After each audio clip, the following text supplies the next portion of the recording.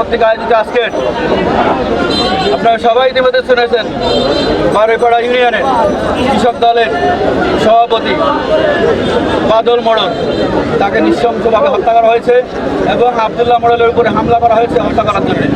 এই হত্যার এবং হত্যা করার যে ষড়যন্ত্র তার বিচারের দাবিতে আজকে বাগেরহাট জেলা বিএনপি কর্তৃক আয়োজিত বিক্ষোভ মিছিল এবং সমাবেশের সম্মানিত সভাপতি বাগেরহাট জেলা বিএনপির আহ্বায়ক জনাব ইঞ্জিনিয়ার আকরাম হোসেন তালিম সহ সকল স্তরের নেতৃবৃন্দ, অঙ্গ সংগঠনের নেতৃবৃন্দ, ভাই বোনেরা, আসসালামু আলাইকুম। যে বাদলকে হত্যা করা হয়েছে, এই বাদল দুর্দিনে সবসময় আমার সাথে ছিল, আমার অত্যন্ত কাছের মানুষ ছিল। আপনারা জানেন যে আমরা গত 17 বছর এই আওয়ামী লীগের দোসরদের সাথে যুদ্ধ করেছি বাগেরহাটে। প্রতিটি যুদ্ধে বারৈপাড়া থেকে একজন নেতা আসলে ওই বাদল মোড়ল আসতো। এখানে কৃষক দলের বাগেরহাট জেলার আহ্বায়ক জুয়েল আছে, জুয়েল ভাই বলতে পারবেন। বাদল কিন্তু শুধু বারৈপাড়ার নেতা ছিল না, সে বাগেরহাটের সব জায়গায়, খুলনায় কোনো অনুষ্ঠান হলে বিক্ষোভ মিছিল সমাবেশ খুলনায় থাকতো। ঢাকায় আমি যেদিন গ্রেপ্তার হয়েছি পল্টনের মোড় থেকে, সেদিনও এই বাদলের উপরে অন্যায়ভাবে অত্যাচার জুলুম করা হয়েছে, তাকে লাঠিপেটা করা হয়েছে। আমরা এই বাদল হত্যার বিচার অতি শীঘ্রই দেখতে চাই এবং যারা এই হত্যার সাথে জড়িত, জামাত হোক শিবির হোক, আমার মনে হয় এই জামাত শিবিরের মধ্যে 90 জামাত আছে যারা আওয়ামী লীগ ছিল বিগত দিনে, তারাও এর সাথে জড়িত।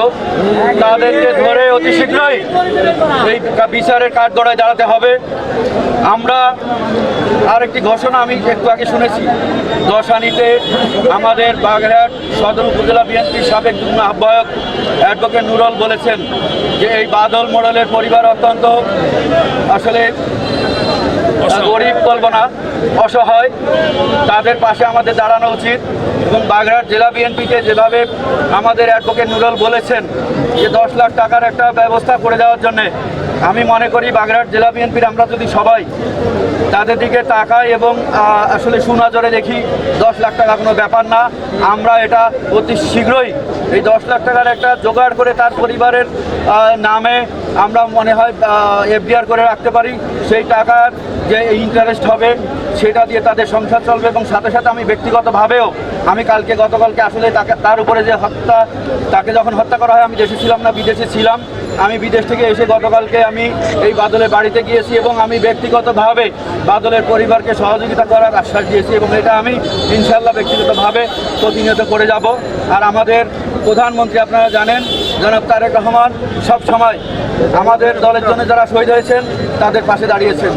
আশা করি বাগেরহাট জেলা বিএনপি এই বাদল মোড়লের পাশে থাকবে। সাথে সাথে আমাদের জনপ্রিয় জননন্দিত নেতা, জাতীয়তাবাদী দলের চেয়ারম্যান এবং বর্তমান বাংলাদেশের প্রধানমন্ত্রী জনাব তারেক রহমানও এই বাদলের পাশে আসে দাঁড়াবে এবং সে ব্যাপারে আমি বিচার দেখতে চাই। যারা তাকে নৃশংসভাবে হত্যা করেছে আমাদের এই বাদলকে, তাদের ফাঁসিতে ঝুলাতে চাই।